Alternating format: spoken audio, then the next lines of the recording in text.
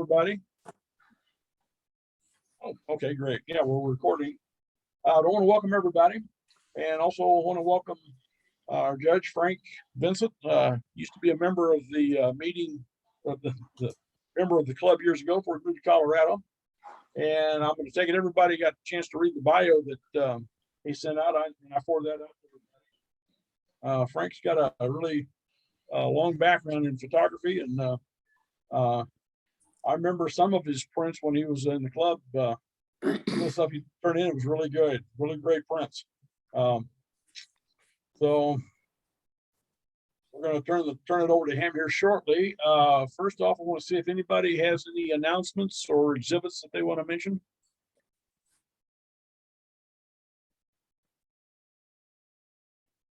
Nothing? Alvin, I can give us an update on our treasure account here. Just got it yesterday. It's currently at 1242.27.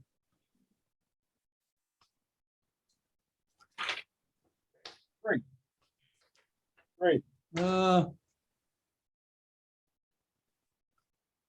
And let's see. Hey, Calvin, correct that. Okay. It's I had to give Tom Wedbush his dues for the website. So it's currently 1201.27. 1201.27. Okay, great. And I'm still waiting, I guess, on Mr. Ryman's $15 dues, Yeah. I guess. So anyway, we can add that at some point, but Okay, anyway. yeah, you'll probably get that here in the next day or two. That's currently where we're at. Okay. I believe if we don't hear from James, we've got a good tally on the assigned subjects for next year. I'll just want to rank them in order here. But right now, mechanical things is the top of the heap. It's got more votes than anything.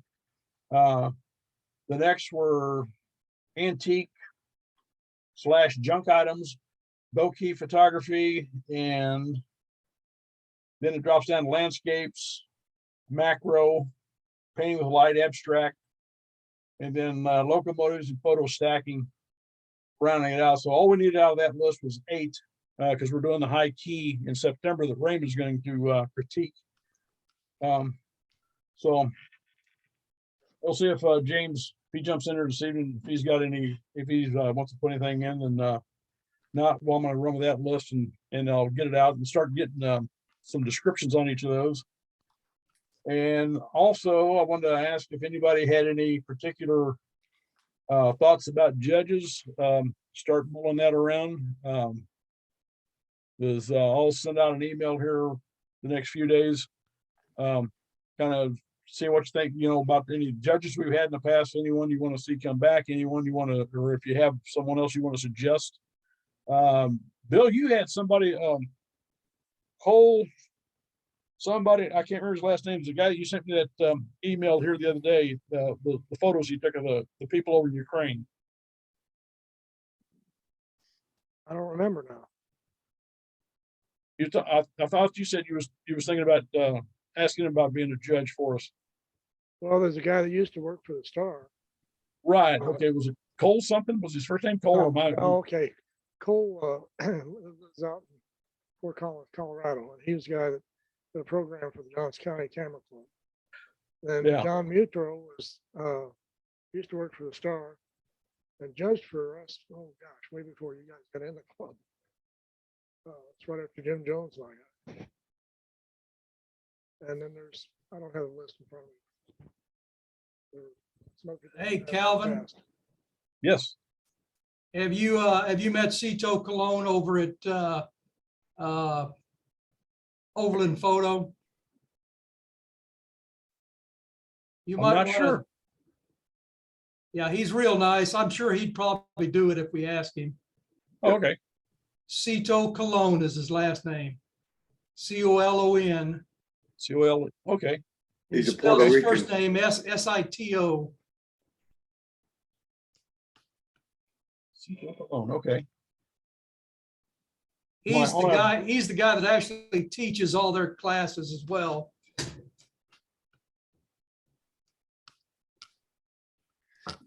I know Okay. Cito. I know Cito real well. He's real Yeah, good. he's a great guy. Yeah. Okay. He'd probably do it in a heartbeat. So He'd Oh, love okay. to. He'd love to, probably. Okay. Yeah, I'll get a hold of them out there. just a thought. Sure. Sure. Okay. Let's see. So other than that, that's all I had as far as old business to go through. Anybody else have anything else? Or are we ready to turn this over to Frank? Well, Frank, I guess it's yours. I'm gonna have a Okay, refreshment while you talk. all right, sounds good. Well, so my understanding is that we are going to just have a little discussion about each of these photos, the person that took it, and then maybe some other people, and then I'll make comments about it. And what I thought we'd do is just go through the order that they come up on my screen.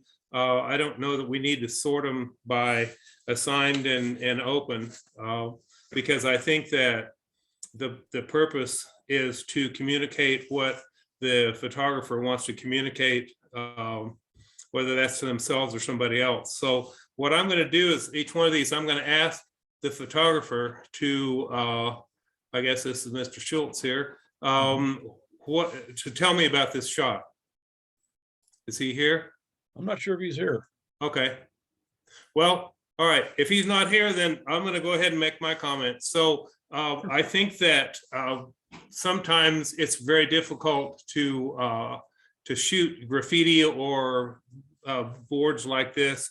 I think that you have to kind of define what it is that you want to communicate with somebody. And actually, one of my photos on my wall is a piece of very similar kind of work. It was in color, but in Amsterdam, I saw some neat graffiti and poster kind of, you wouldn't call it defacement, but anyway, something similar to this. So I think what I would do is I would simplify this just a little bit. I'd probably crop it to some degree, maybe about a third down, and maybe on the left, maybe a little bit. I don't know if I can make that happen. So I'm just going to kind of talk about so that you have a little more focus on maybe on the textures, maybe a little bit less on the right side over here. Can you all see where my mouse is going?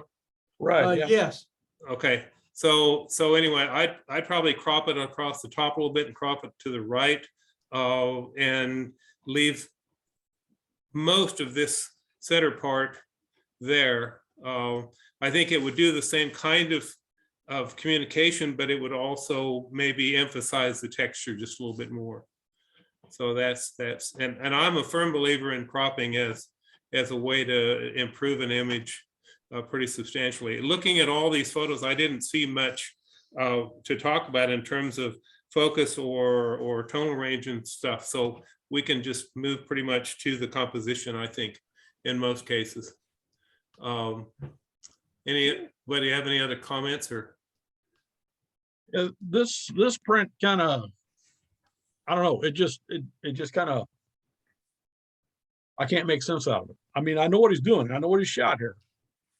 But yeah, I wish he was here so he could kind of throw his comments in here as to what caught his eye on this, because I'm having a problem focusing on any or centering on any one part of it. Yeah, I like the contrast of the textures, the black and the white, the rough and the smooth. You know, there's some of that in there, but I think it would help to simplify it and maybe cut it down a little bit to maybe about a third or a fourth the size. Maybe I don't know, even crop it more than that. I guess you can all kind of see that. Mhm. Can you see that? Yeah. Yeah. Okay, I think that makes it a little stronger. But again, I think we need to find out what he wanted to do with it. So, all right, well, let's go to the next one here. Okay, so Calvin. Yeah. What do you have to say about this? This was probably one of the most difficult shots that I had to put together to take your photo that I just didn't want to chuck. This, I don't know. This was a tough one for me. So I don't know how many things I shot in the kitchen or things that had something to do with the kitchen before I finally came up with this. And you want to talk about crop? Well, there's a lot cropped out of this one off of both sides, and the top and the bottom, because that's been kind of my approach for years. I'll take a photo of something and I'll get the image in there for what I wanted the image. Then I start taking then I start cutting off what I don't want. But this is sitting on our kitchen table for a coffee maker. My wife's little brown Betty, or brown, yeah, I think it's called a brown Betty. It's an English tea mug and sugar bowl and a creamer bowl and coffee cup, tea cup, and some biscuits. Not to mention the pig. And the little dog. That's a pig. Oh, and the pig. Oh, sure enough. Okay. Looks like Yeah, my dog. Okay. Yeah, he stays on the table. That's her little pig. Okay. Anybody else have any comments? I think you did well on that, Calvin. I like the tonal range a lot. I think that, going from, I always look for pure black and pure white, and I think you hit that. What I would do if this were mine, I don't want people to shoot for the judge, but I think, or shoot the judge, but I would like to see a little more simplification on this. Possibly just the tea set with the biscuits. And I think what I usually think about when I think about food shots is a simplification of what it is you're trying to communicate. And that gets down to just a few items rather than a number. One of my biggest issues with what I shoot a lot of times is I tend to include too much rather than even shoot it with hints of what it was. So I would crop that down. I would take out the coffee pot and the coffee cup and the coffee pot. I would crop it. I would even take out looks like, I can't tell what those two things are, maybe sugar and creamer. I don't know. I thought that's what this was. Anyway, I'd pull it down to just these dark images right here, and the biscuits there, and the teacup, and then also put the pig in just for kind of interest, just kind of as a funny little addition to it. But I wouldn't hide it. I'd move it farther out, move it out towards the front, and I think that would just make it more focused on what, instead of trying to do coffee and tea, I'd just do tea. Yeah. That has nothing to do with the fact that we also have 85 teapots in our collection in our house. No, I mean, really, I think that would make it a little bit stronger image in my mind anyway. So, but yeah, I don't know. This would have been a hard one for me to shoot in the kitchen. Okay, this was Schultz. Jay Schultz, is that person here? Yeah, Jim Schultz. Yeah, he's not here. Okay, so what do you have to say about this one? You say he's not here, or he is here? No, he's not here. Oh, not here. Oh, sorry. I thought you said he was.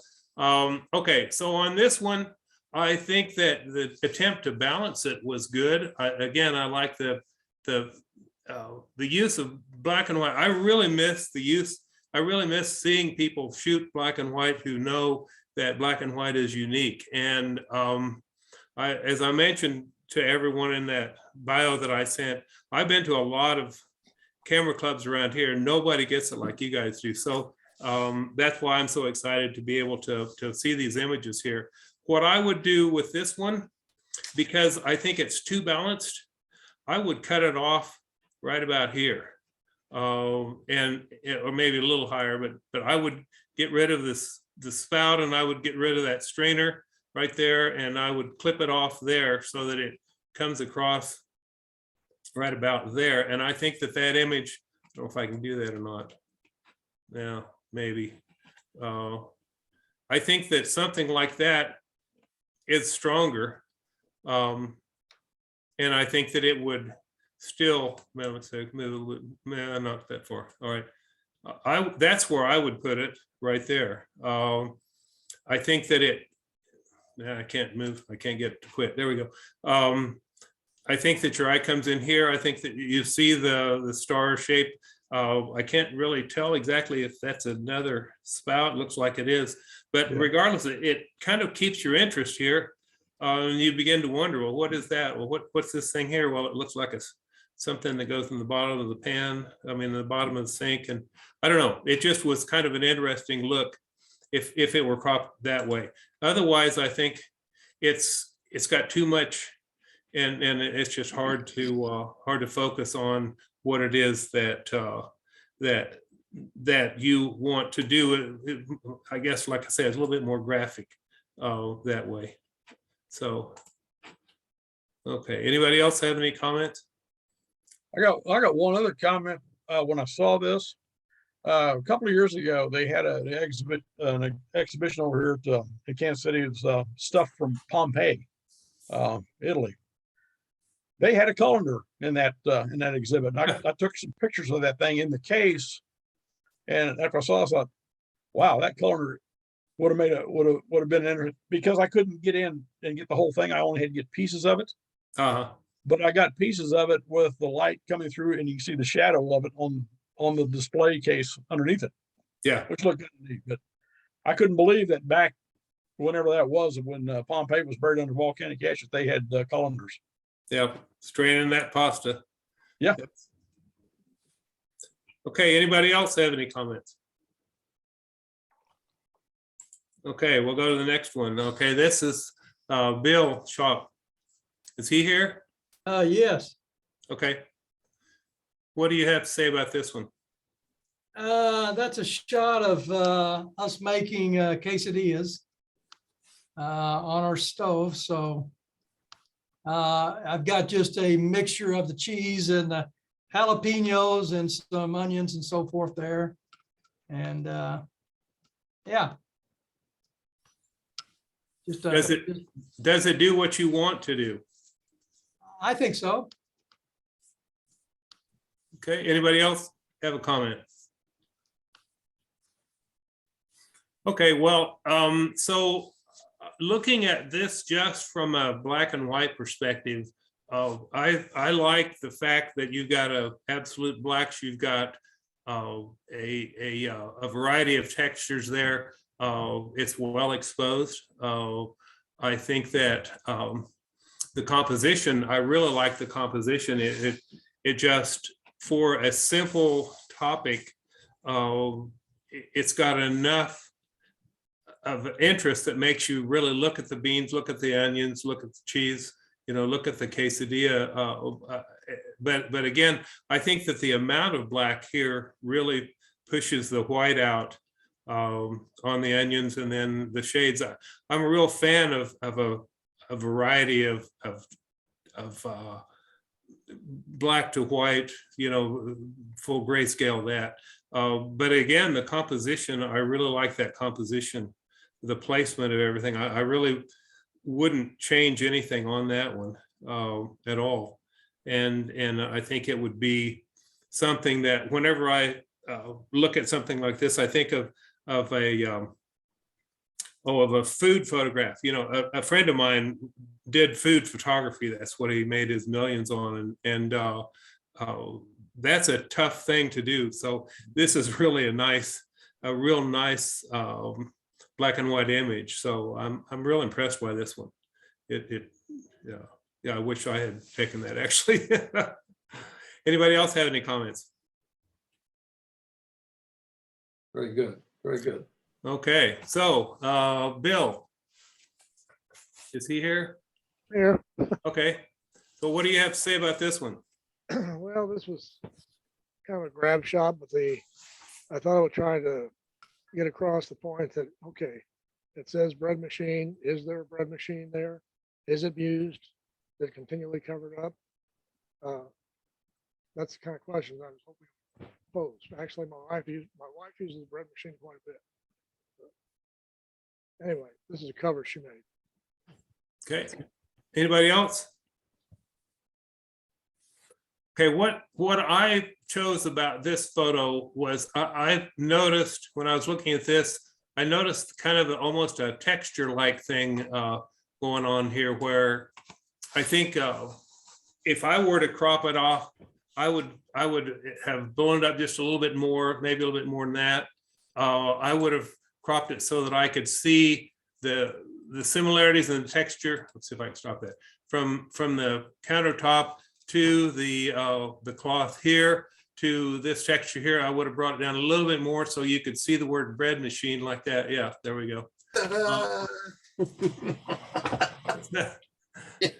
Welcome. Thank you. And that's what I would have done to it to make it just a little I don't know, a little bit more impressive, if you want to call it that way. So. Okay. Okay, anybody else have any comments here? Okay, we'll go to the next one. Okay, Travis Putman. Yep, I'm here. Okay, your comments. Well, I was actually in the process of making some banana bread and I had everything kind of set out. I was like, those bananas are kind of cool if you looked at them from kind of a low angle, and I just kind of stacked some of my ingredients together and just kind of whipped out my iPhone and took a picture. Okay. All right. Anybody else? I don't spend too much time in the kitchen. I spend a lot of time eating, but not much time. Well, my wife won't let me in the kitchen anymore. I cook too many meals. So I'm banned. Anybody else have any comments? Okay, for this image, I felt that it was a little complex. And so what I would do if it were mine is I would remove the milk and the butter and maybe move this since you can compose it yourself in this situation, move the measuring bowl there a little bit closer where maybe the butter and the milk is, so they're gone. And then I would bring in a little bit farther, say something like that. I think that makes it kind of a nice circle right there. I like the measuring cup with the flour kind of coming out of it. Also like the idea of this cookbook right here, kind of showing what's going to be. But for some reason the milk and the butter just distracts me, and so I'd like to see that not be there, and then this measuring bowl moved up a little bit. I'm not sure whether that's a mixing bowl or what in the back of it, in a mixer, but I think that's kind of nice to have a dark something dark behind it to kind of keep your attention in the front.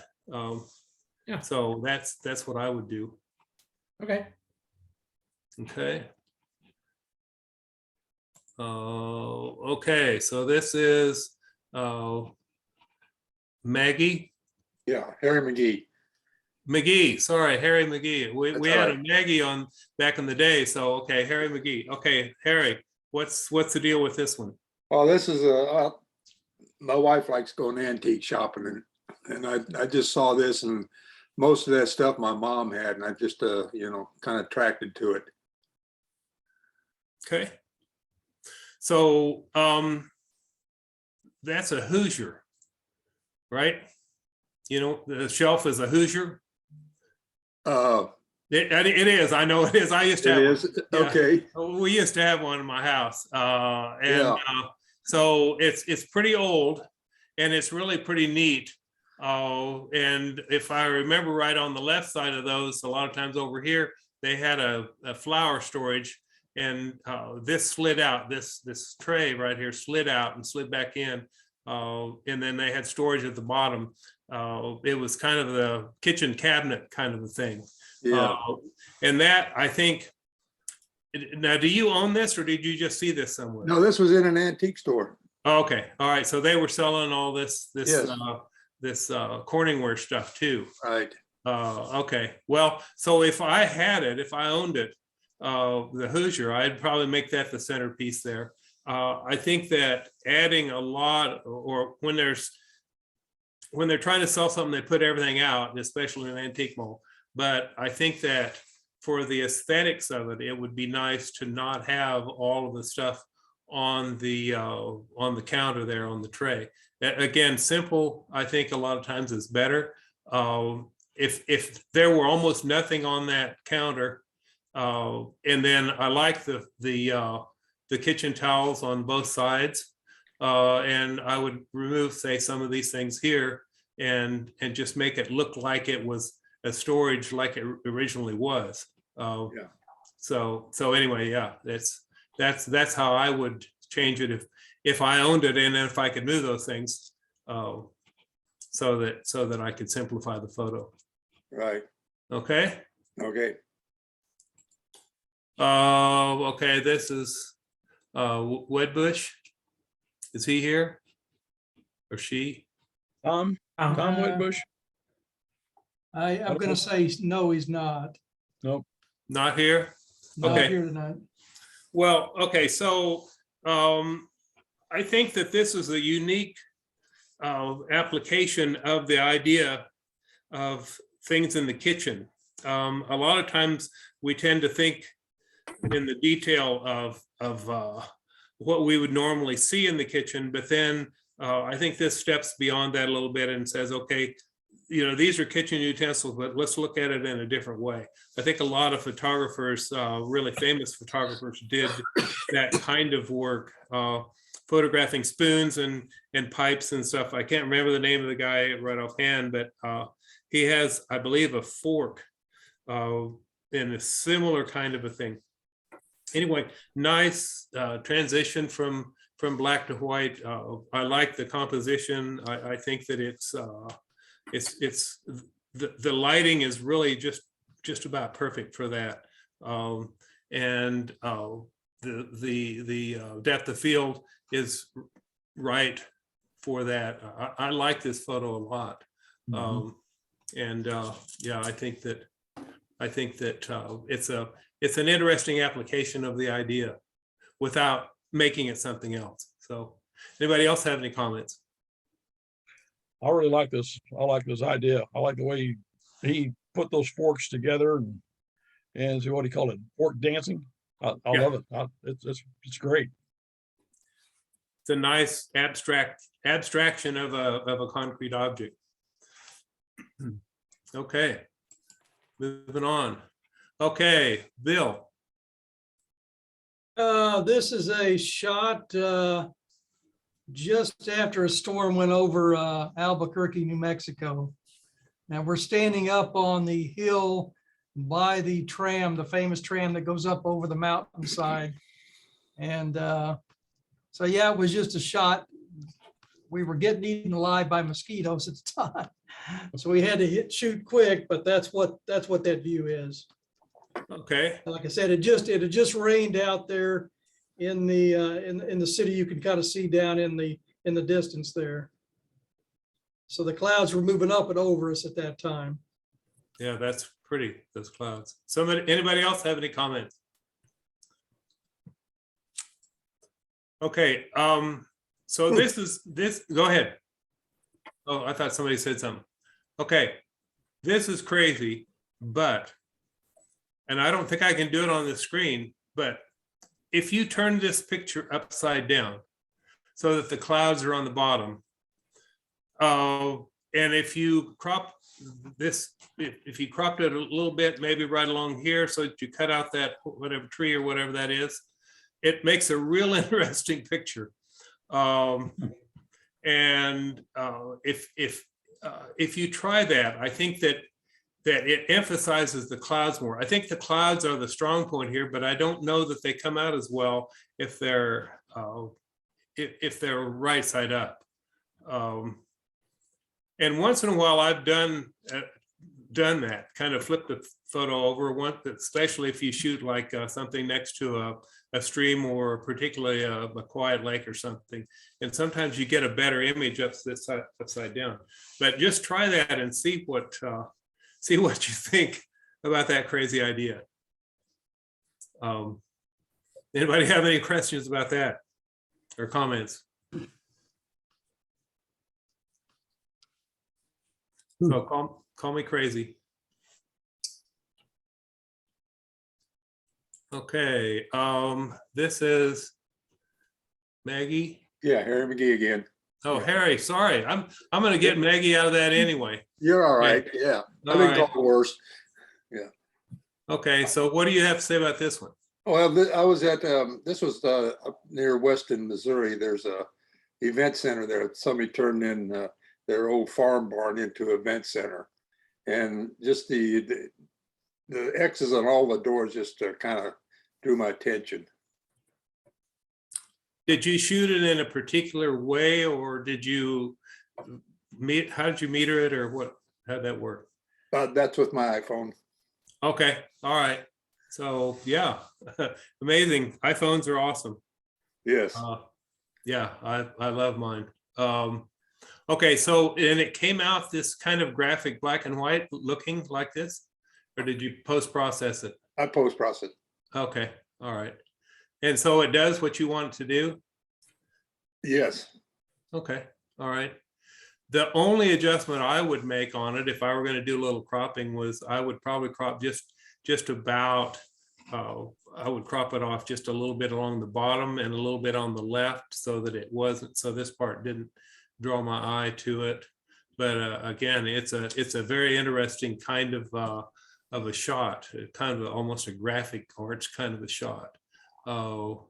And particularly with the light windows in the center or in the parts of the two doors. I've never really seen anything quite like that. So that's really interesting. Yes. You look at the bottom, the very bottom of those two doors, that bottom, you don't see half that X at the very bottom part of the print.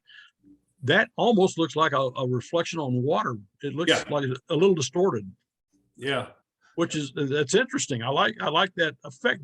I don't know, Harry, was the floor wet or was that just the way it came out? Their floor is. It's a real shiny Okay. floor. So it is a reflection. Yes, it's a reflection. Yes. Okay. Yeah. Wow. That is neat. And again, that would be another reason to kind of cut this part off so that you paying more attention even to that part of the I wouldn't cut this off, but I'd crop that. Just my idea. Okay. Good work, Harry. Good work. Thanks. Yeah. Okay. Comments about this one? Tom didn't make it in, did he? Okay. Guess not. Okay, well, so this is a real nice panorama shot, and I really like this one. I like the transition of colors. I like kind of the S curve here. If I were going to do any cropping with this one, I'd probably cut off just a little bit on this left side, because I think that would help emphasize the right side a little bit more and the smoothness of that. I think that it's nice to have the rough on the left, the outcroppings of rock, and then the smoothness of, I can't tell if that's sand. I don't think it's water, so it looks like sand on this side over here. And then with the kind of blessed with the mountain, with the clouds, and then with the mountain in the back, it's just a nice, your eye follows it really nicely through.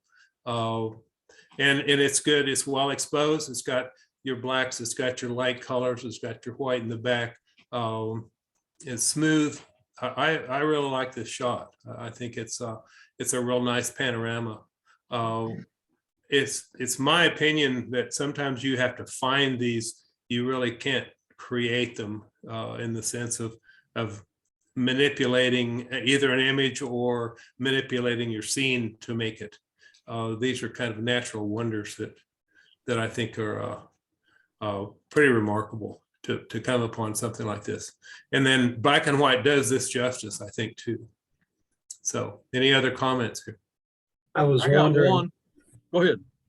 I was wondering whether or not he cropped it down from the top or if it is that tight at the top.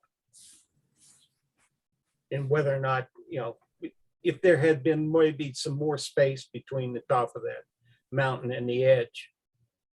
Would you think that would be a good idea? I would at least try to get a little more of the sky above the top of the ridge. Uh-huh.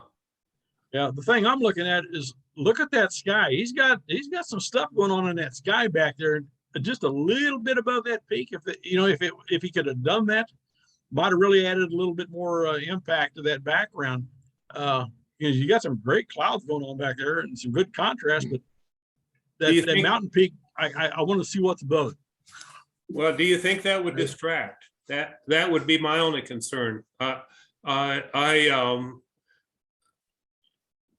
Having lived in Missouri and Kansas for most of my life, and seeing the clear blue skies that never had any clouds, someone once mentioned that if with an enlarger, if you wanted clouds, just take some cotton balls and put it on whenever you printed an image, and you could get your clouds that way. But these aren't that way. And again, I don't know if the clouds would be distracting, and then that's what I would wonder is would more clouds on top distract from the image?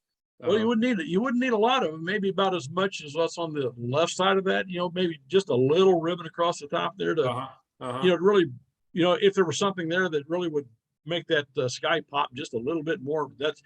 I keep wanting to see what's above that mountain peak. Yeah. I know what you're saying. Yeah, I would be interested. That's why it's always nice to have the photographer there, so we can, we can kind of talk about that, because that would be interesting to know. It may be nothing but blue sky above that, because you actually go up to the top of the volcano to watch the sunrise come up through the clouds. Wow. How high is it?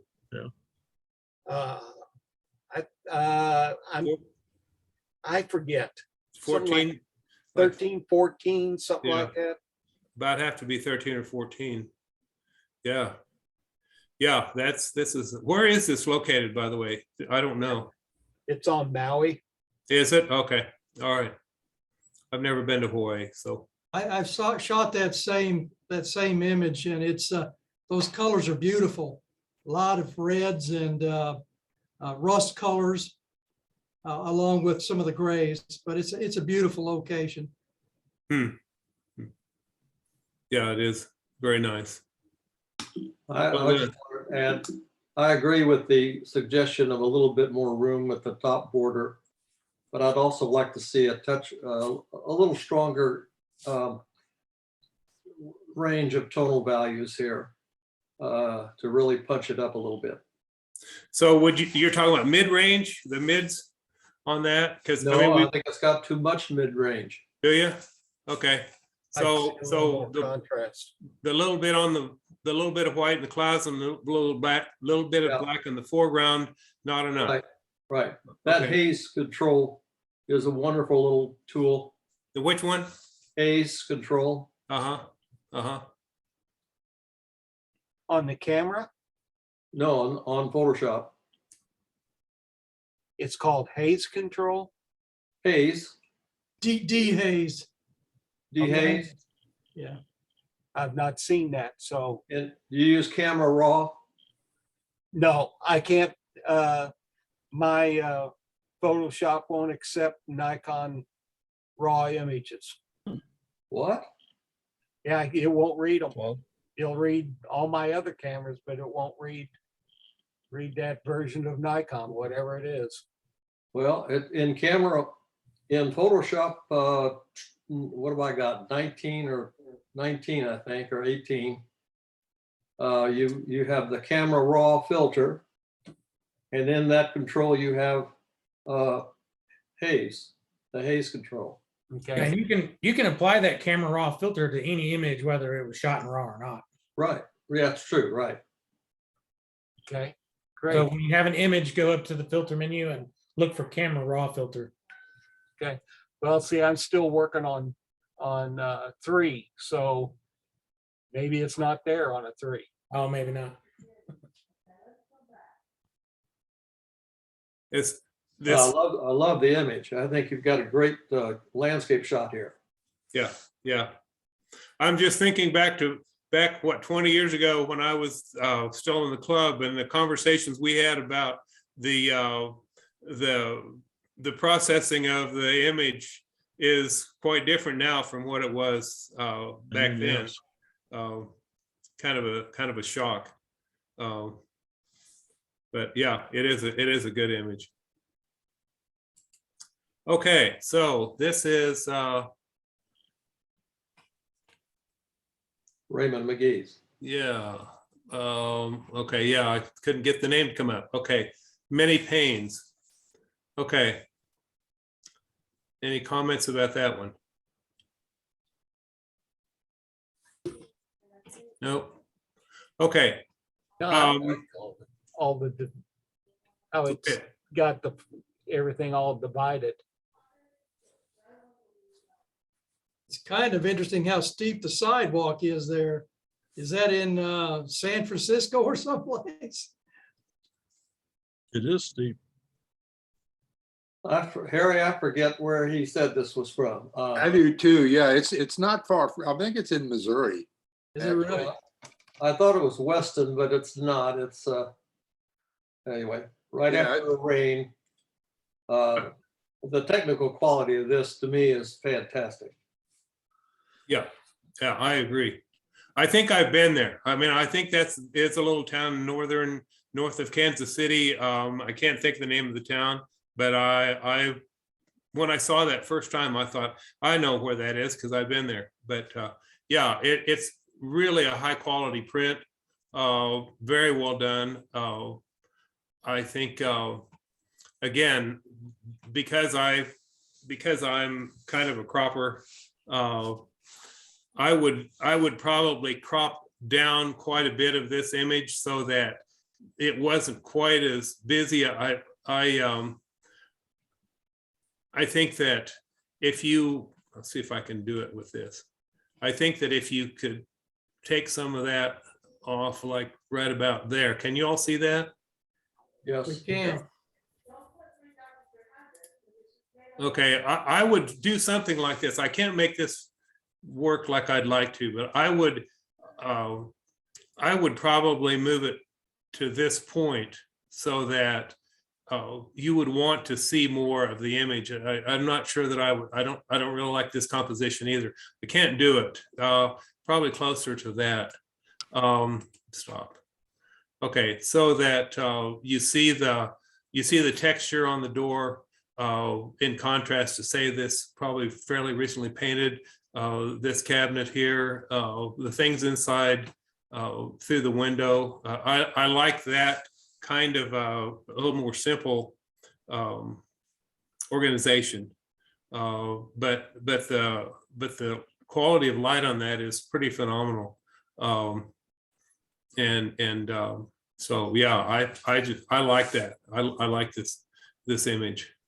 I think it's hard to shoot doors. I've tried it and I've never done a very good job of it. So anybody else have any comments about that? I'd just like to add that I think the maker's original idea here was the total number and arrangement and oddities of all the rectangles and squares in this picture. Yeah. Mhm. Yeah. I think that was the Yeah. main idea that he wanted to convey. Yeah, Many pains. Yeah, it's one of those images that you can pull a dozen images out of Yeah. the one. Yeah, I think so. yeah. And then the whole image, the whole composition is broken by the wheels on that little carriage in the window. Right. which is brings your to focus your attention. I think it's a very, very dramatic image that way. Yeah. Yeah, I like it. I like it a lot. I think it's very, very well done. This is why I always enjoyed my membership in the club, is to get to see how people were able to manage their view, their vision, and make that work in a photo like this. Just fantastic. Keeps me shooting. It kept me shooting. That's why I'm interested in getting back in the club, actually. So, any other comments? Okay. Calvin. Yeah. Okay. Any comments about this one? Yeah, this one I saw when I was out driving around here about a year ago, somewhere out here in the middle of the Flint Hills. And kind of struck me that here's this storm shelter and half of this big trees fell down and is not laying on the shelter, but laying over the shelter. Mm-hmm. I take it there was probably a farmhouse there at one time, but I don't know, there's just the tree limb laying over that shelter without laying on it, kind of struck me. Okay, any other?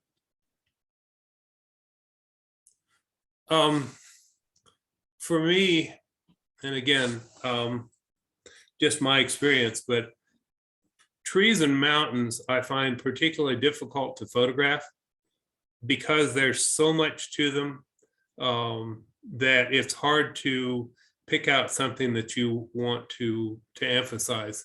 And I think that overall this is good, and most people would be satisfied with an image like this.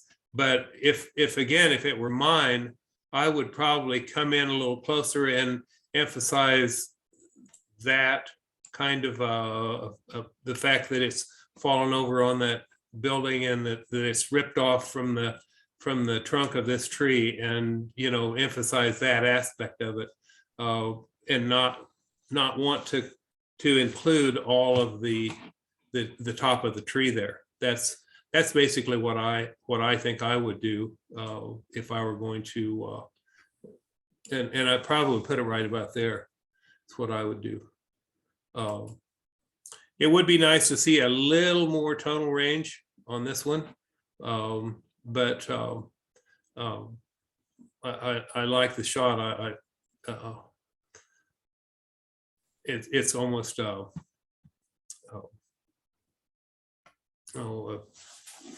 journalistic kind of a shot, I think.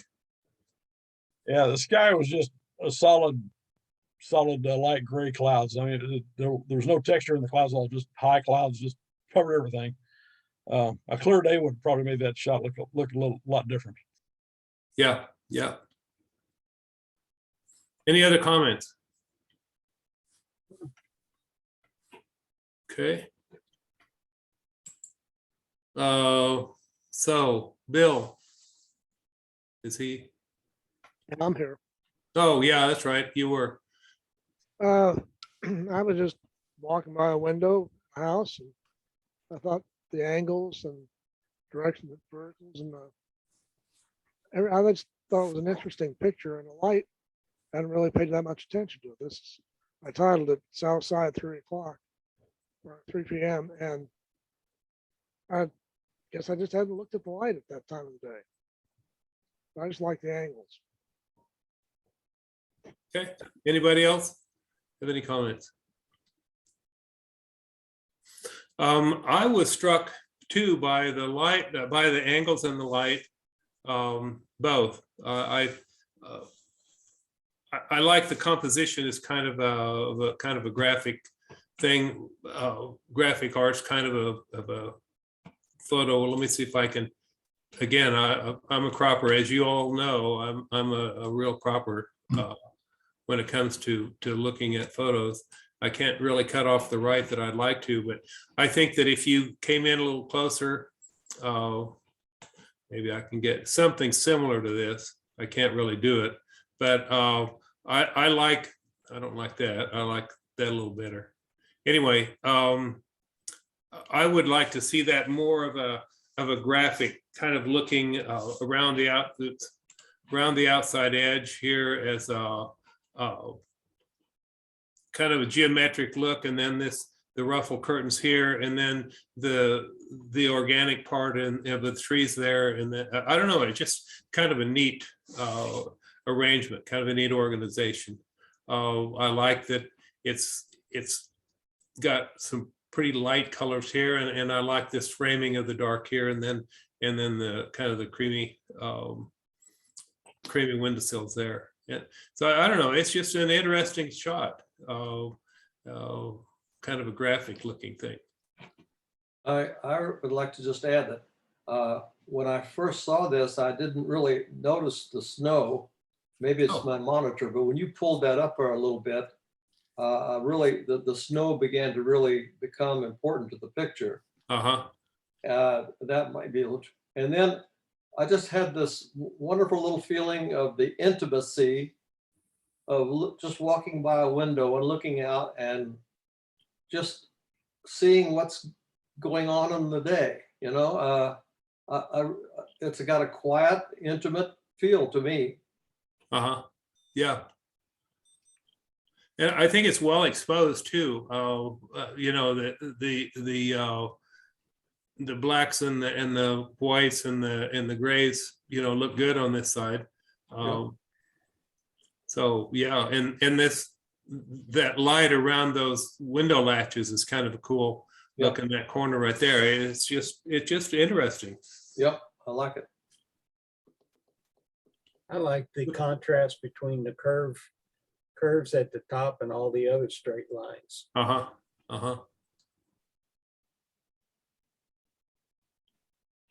Okay. Come on. Okay. This is our last one. Okay. So Travis. Come on, let me see it. A stack of angels. Yep. Okay. Any comments? Well, this is just, I went to the air show this last summer, and of course I had to bring my camera. And I took several hundreds of photos. Most of them, you know, are not very artistic. You're just shooting a plane in the sky, and there's not really much interesting going on visually, but just flipping through, I saw these and it just kind of caught my eye, and I thought, I'll doctor this one up and see what it looks like. So. Okay. All right. Does it do what you want to do? Yeah, I think so. Okay. Of course, when you've got a blue sky and you got blue airplanes, it's kind of hard to do much with it, but I attempted it anyways. Yeah. I think. Go ahead.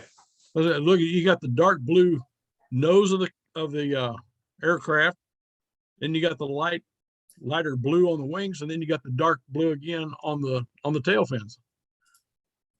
Like you got, and then you got a little bit of light color on the behind the tail fins too. You got two different shades of blue going on there that are consistent. Yeah. Yeah. If what I would like to see is the emphasis of the speed of these, because it's really amazing that a camera can stop something that's going that fast.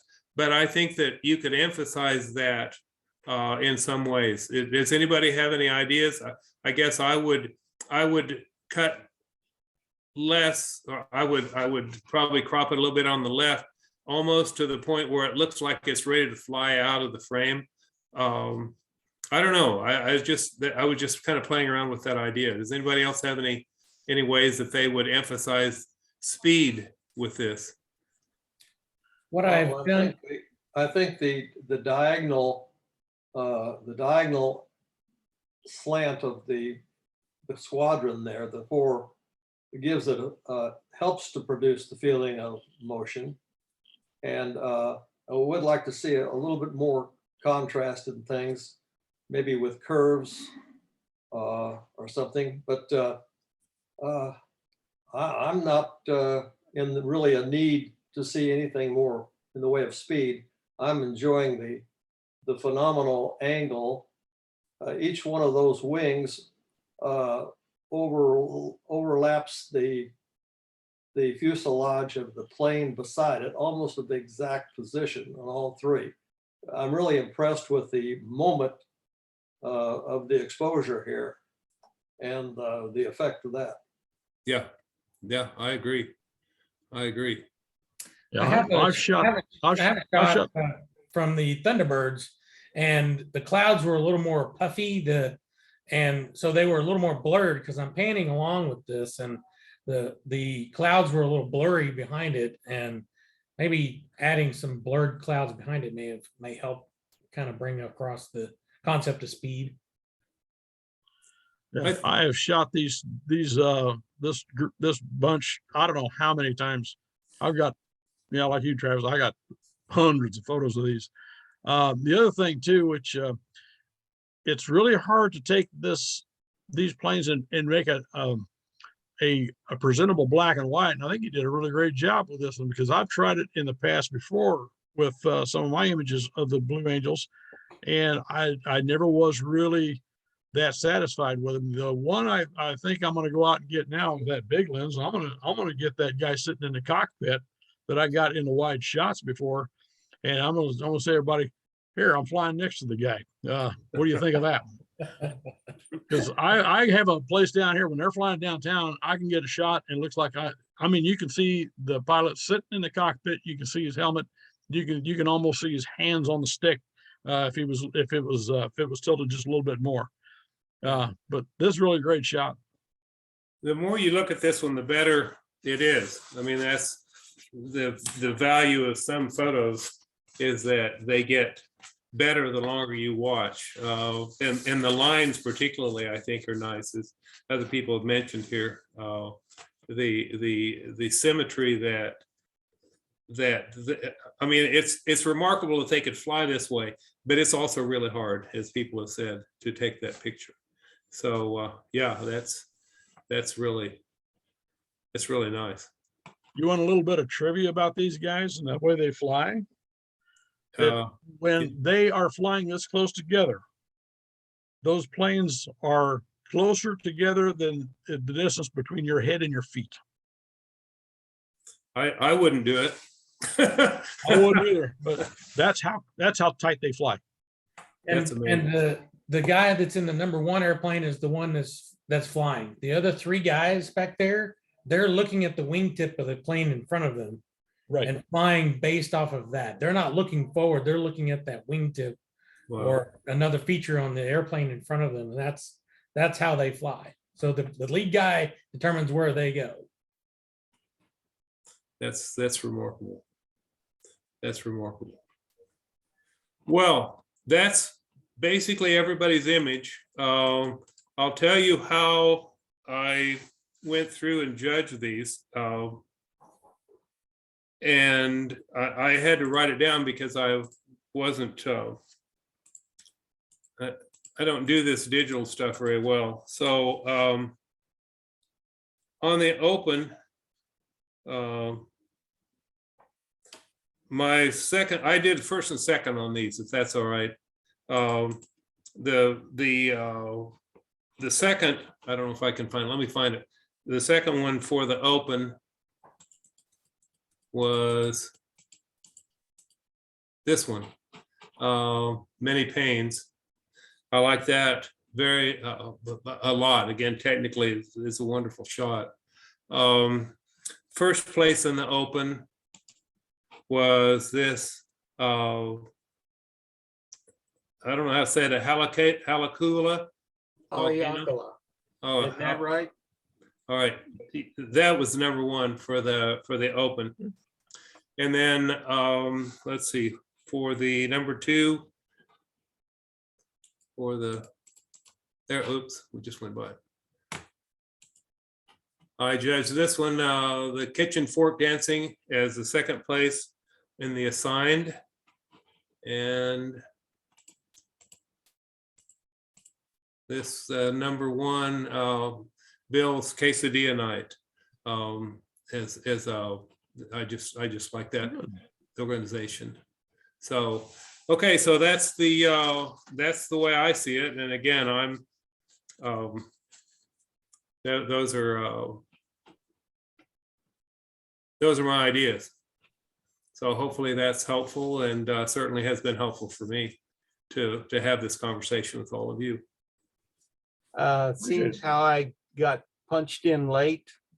I didn't hear any of the comments or criticisms of my images. Which one was yours? There's a billboard sign and the sink. And which one? Sink, the Colander shot. Okay, yeah. Okay, so yeah, so we could do that again. So on the billboard, my comments were that I actually have hanging in my home a photo that I took similar of partially torn off billboard stuff and then some graffiti on it, and it's been one of my favorite shots that I've made. I think that this is interesting. I like the idea of the texture on the left and the smooth on the right, the texture of the black compared to the white, and the comparisons there. I think that if I were going to change this image, I would probably crop it just a little more, so that a little bit less than that, so that you have, I think, a little stronger image like this is the way that I see it. See if I can make it move up just a bit. Okay, similar to that. And I think that that's a little stronger image. Oops, it's moving on me. Something like that, maybe cut off a little bit on the right too, but not too much. And then just, that's what I would do on that one. Okay. Um, Well, I got a lot of shots of that thing, so I got plenty of material to work with. Okay, yeah, it's fascinating to see kind of found art almost, where it's not what people intended for it to be, but it turned out to be that way.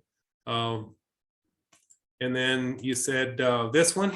Yes. Okay, so on this one, again, cropping it, I like the exposure. I think it's a little too balanced for my eye. And so what I would do is if I can get it to go, okay. I would crop it, oops, that's too much. Something like that, a little bit up maybe, there. I think that makes it a little stronger and it makes it more interesting. And as you look through the colander, you see that more, you pay attention more to that pasta spoon there. I guess that's a spigot of some kind or other. And then that looks like a drain, sink drain. Might be wrong, but Yeah. That's what it looks like. And maybe I'd pull it up just a little higher so I could get rid of, well, I don't know, the shadow's okay. Yeah, that's how I would do it. Move it a little left or right if you wanted to, but I think that makes, again, a little stronger image, a little more, adds a little bit more interest to it. So those would be my comments on those two. Great, thanks. Oop. I'm not good at this mouse stuff, so. Okay. Well, I guess that finishes my part of it. And I hope to do this again. I'm almost, well, now that you're doing a lot more digital stuff, I would be interested in getting back with the club. I think that it's a little bit of pressure for me to do a little bit more with photography. I've been kind of not doing that for a couple of years now. I mentioned I've had a lot of trouble with printing. The printers that I've been using, the Epson printers, I've had to mix black and white inks and they've gotten all clogged up, and I've been, basically I gave up on it until last week or maybe a week before. Epson has put out an inkjet printer that only has black ink, but it has pretty much all the color or the black controls that you get on an Epson color printer. And so now I'm going to try either Photoshop or Lightroom, or I have also on one, and see if I can do a little bit better job with black and white images. And What printer is that? oh, let's see, it's the ETM 1100, I think, or something. It's if you that note that I sent out to everybody, I mentioned it in there. Yeah. Okay. I think that they are maybe not available anymore because they didn't sell very well, but I bought mine from Epson store, and you can get them for about half price there. I think it's like $200 for the printer, but it's a black only ink. It's not carbon ink, but it's done a pretty decent job for me the last week or so. I printed some old black and white negatives that I scanned and then ran through, and it's doing a nice enough job with that I want to try and use some original stuff. But anyway, it's made my life a lot easier. I spent hours mixing where I used to spend hours in the dark room wet and dry. Now recently I had spent hours mixing inks for my printers, and that got tiresome. So anyway, we'll see how that works, and then I'll see if I can join this club in another month or so. Yeah, we got, we're gonna go till May, then we'll take our break again till, in September. Okay. And, but right. yeah, we'd be happy to let you back in. Okay. I don't have to learn any new special handshakes or anything like that in order to. No, not even a secret password. We did away with that. All right, good. The only password is a Zoom link now, so Yeah. Password is what? just a Zoom link to this meeting. Oh, okay. All right. Yeah. But yeah, it's I've ever since I come into the club, you were already a member when I came in years ago. And Yeah. when I first walked in, it just blew me away when they start passing those prints around. I'm looking at them and I'm thinking, there's no way. I couldn't stand a chance in this group. And the instructor I was studying photography under at that time, I went back, I was talking to him and I said, nah, forget it. I couldn't hold a candle to those guys. And he told me, he says, you go back and you join that club and you're going to love it. And Yep. I'm hooked, and that's the one thing that really grabs me about it. It's always fascinating about this club is everybody's willing to share. Here's how I did it. Here's how I think you could make an improvement on it. Here's how I think you can do it better. And that's what it's all about. And hopefully, over time, my work has made some improvements. But that's the thing I love about this club is everybody's openness to share what they know and what they've tried and what didn't work and what did work. Well, I think you probably all don't realize how unique this club is, and I do. I went to Denver, I went to Boulder, I went to Longmont. They had a club around here in Erie for a while. Nobody has anything like this. I like the format of the club. I like the quality. I like the professionalism. I like the expertise that people have, and it's unique. I'll tell you, it is unique, at least for everything I've ever seen in my years. And I basically gave up on clubs in the last 5 or 7 years out here. But now that you've gone kind of digital, that makes it possible for me again to kind of get back into it. So. Yeah, anyway. the dues are still the same for a full year is $25. And then, let's see, what do we got? Where are we at here? What is this, March, April? We only got a couple months left this year, but so I don't know. I've talked about if we'd even charge anybody dues to come into maybe $5 a meeting or something like that for the next couple of months. But yeah, right. Well, the money isn't, a big deal.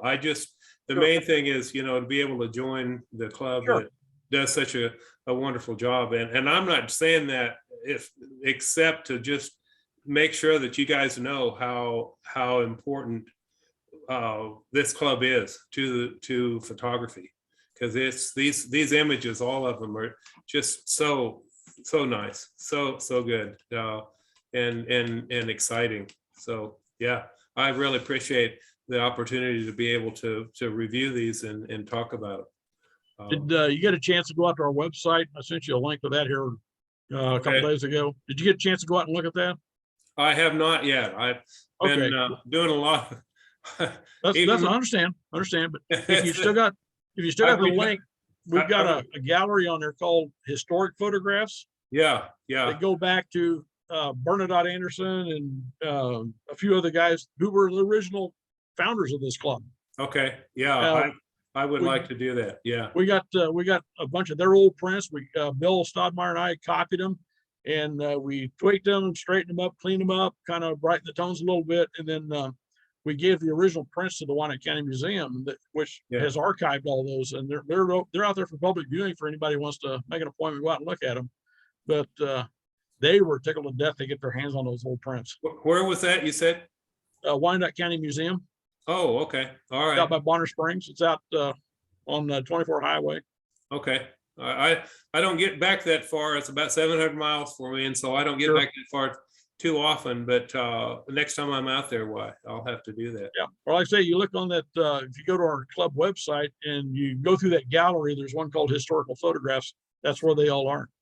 Okay, good, They all reside there as a JPEG images where you can pull them up and look at them like you've done these. yeah, yeah, cool. All right, well, again, thank you all. Well, thank you. Thank you, Thank Frank. you. And my pleasure. I love it. Love it. Okay, well, I'm out of here. Go scoop some snow, I guess. Oh, boy. Have a boy. good evening. All right, bye-bye. Thank Thanks a you. lot, Frank. Thanks, Frank. Mr. Schultz, are you still there? Yeah, I'm still here. I need something from you, sir. Okay. I need a tally. I got 3 subjects remaining to pick for next year. Oh, okay. And I'm gonna give it to you: mechanical things, painting with light, or abstract. Which 2 of those would you like to keep? I really enjoyed the abstract piece, when Okay. we were from this last year. Then That- the other choice that- would be painting with light or mechanical things. I always like the mechanical things because you can make them pretty graphic. Sure. So that's where my interests lie. Okay. But I've done a couple of, flashlight Sure. things, and they didn't turn out too whoopee. So Okay. Well, here in the next day or two, I'll send out everybody a results of our tally. Believe it or not, mechanical things is top of the list. okay. That's followed with antique junk items, bokeh, macro, and then abstract and painting with light. Those were the top ones, and we got a couple others. Like I said, we only needed 8 out of that whole list to round out the year. So we're going to do the high key one in September, and but once I'll let you know what we have, and then we'll start working on descriptions. What we'll put out there with them when we publish out the list, so that everybody's got the same general idea. And then also I'll ask if there's any particular month that anybody wants to see these particular subjects come up, or you just don't care. I'll get with Bill Stodmeyer. He and I we'll just pick an order for them. Whatever you guys like to do. Do you anticipate this being a Zoom format? Probably so, because the library is still not opening up their Yeah, I asked them just the other day, Mhm. and they're still not Yeah. open up yet. So, yeah. to The other thing, answer- like you say, here, Frank, he lives out near Colorado, and if we're doing this, he would like to get back into the club again. Frank does some really good work. Been years since I've seen anything of his. So how do we talk some of the people that haven't been participating, how do we get them back into doing this? That's interesting, because I have talked to Jim Jones, I've talked to Linda Russell.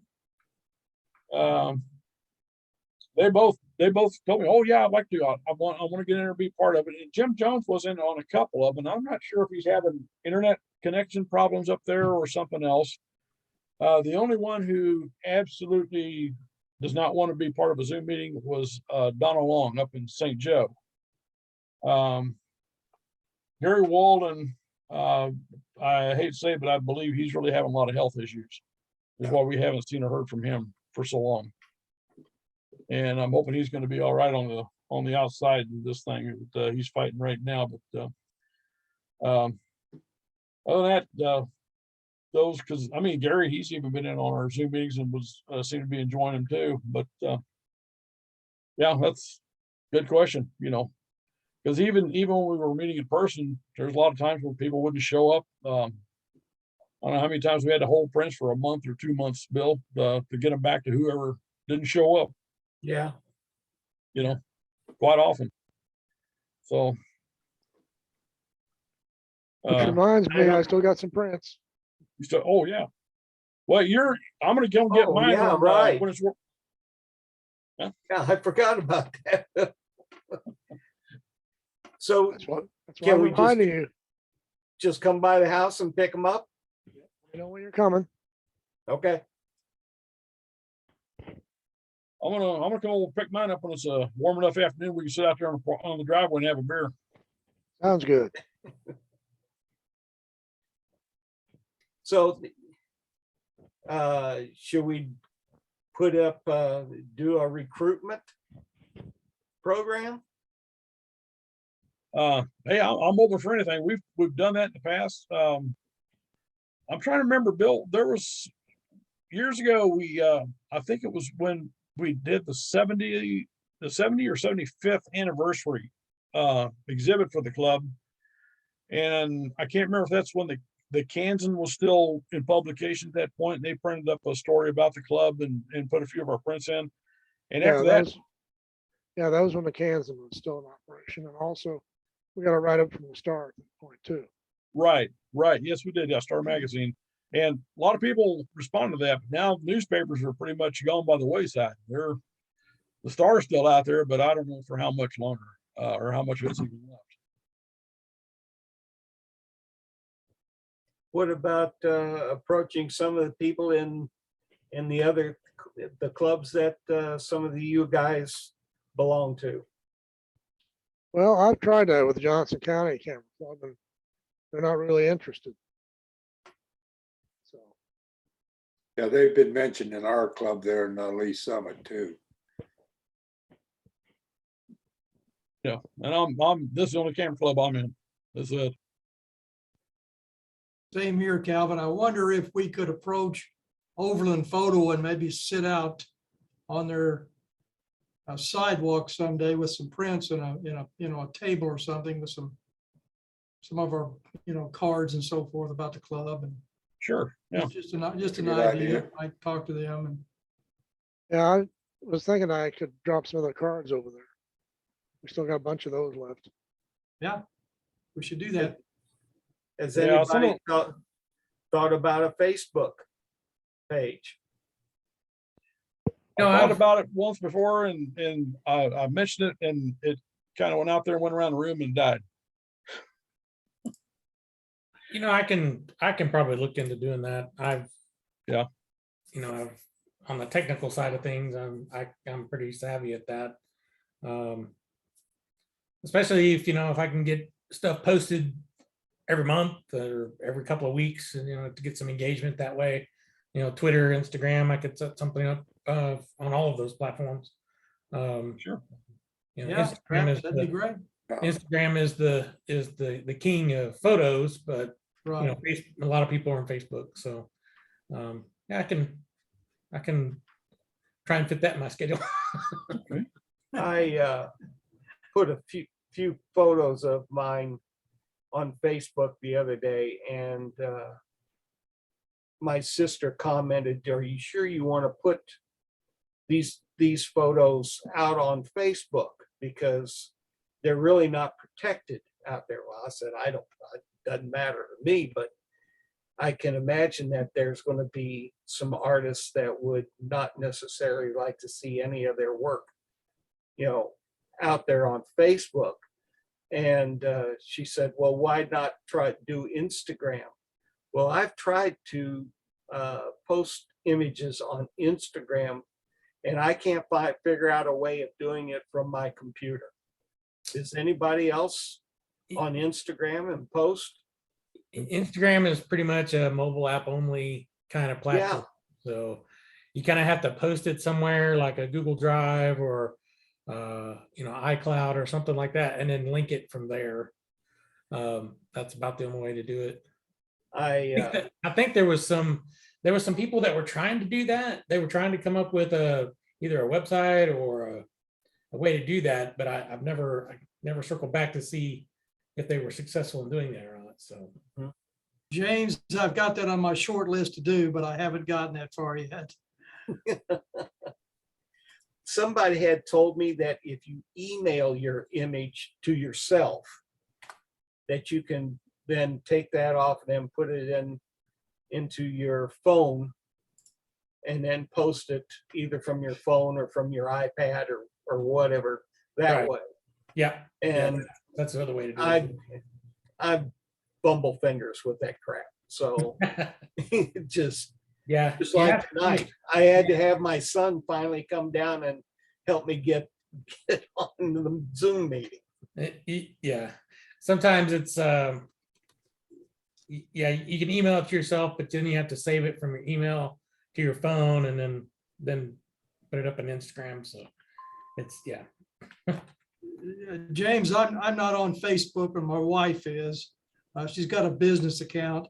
Anyway, she can get this is pre-pandemic, of course, but there used to be a Kansas photography group. I think there was actually 2 of them that you could participate in on Facebook, and you could show pictures and stuff. So that might be something you might want to look at. I assume they're still out there, but I don't know for sure.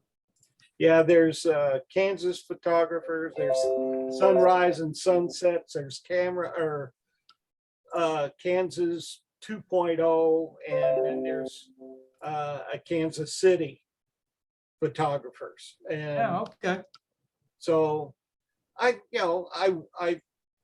get on there every once in a while and see what, some people are posting. Right. I usually don't post, but Oh, you should. but I watch some of them. Yeah, there's a And Kansas then City push my photographer. little like button, Right. There's a Kansas City Photographers Club, the Kansas City Photo Club you're talking about on Facebook that now I'm having a brain fart. I'm trying to remember his name. The guy, Bill's helped me. The guy over town had the studio that used to judge for us. Yeah, the guy that passed away. No, No. he's still living. Well, the guy that Oh. the judge does last month. No. He judged for us in the past. We went over to his studio. He had a studio over town for crying out loud. It's been that long since I talked to him. First name Paul. Yeah, Paul, there you go. Paul Paul McMillan. Paul McMillan, there you go. Yeah, Yeah, he's in our club. yeah. Okay, Yeah. there you go. And I know he's on the Kansas City Photographers Club. I put a few things out there. It's been a while since I posted anything, but it's just kind of like, hey, show us what you're doing around town. He has this thing. He's always telling everybody, well, let's get off the couch and go out and shoot some photos. Yeah. So That's what I thought you were reaching for there, Kelvin, but yeah, it's been so long since I've talked to Paul. Man, I couldn't even come up with his name. well, it's he's- hard to come up with names for me, period. yeah. If you guys have some like I've kind of missed all of these that you've been talking about or didn't write them down.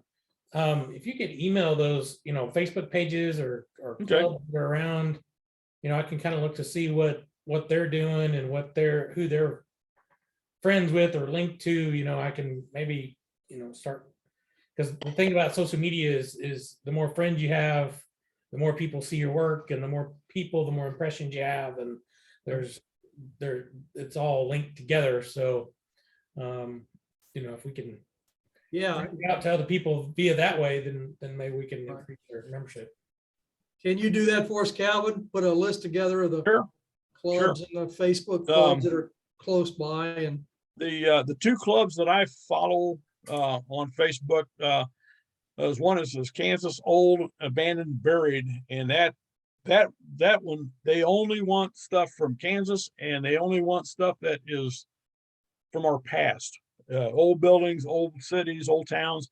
Because I've even put some in where I've gone out and there's a few little stones left in the prairie, and they said this was the corner of whatever two streets where this little town used to exist. They love that kind of stuff, And then the other one that I follow quite a bit is the Friends of the Maxwell Wildlife Refuge out there out there by Roxbury, Kansas. God, I'm waiting for this virus to get out here so I can go back out there. I'm chomping at the bit to get back out there and roam around with the bison and the elk. That I love that place. But they post on there all the time on Facebook. Yeah. Sounds good. Yeah, if you can just send that to the group, we'd appreciate it. Yeah, send that out as a Sure. group email. Say, hey, here's some Facebook groups that you might be interested in. Here's some, Instagram or Right. that you guys follow. Send it to Calvin and he can send it out to the club. And because maybe we can all start following it, and if we start, friending it, making friends and joining the groups. Sure. It's the Friends of the Maxwell. They have tours out there that are just for photographers, and those things book up fast. They charge, I forget it wasn't much. They charge like $12-15 a head, to take the tour. They take you out on a tram and take you right out there within a few feet of a wild bison.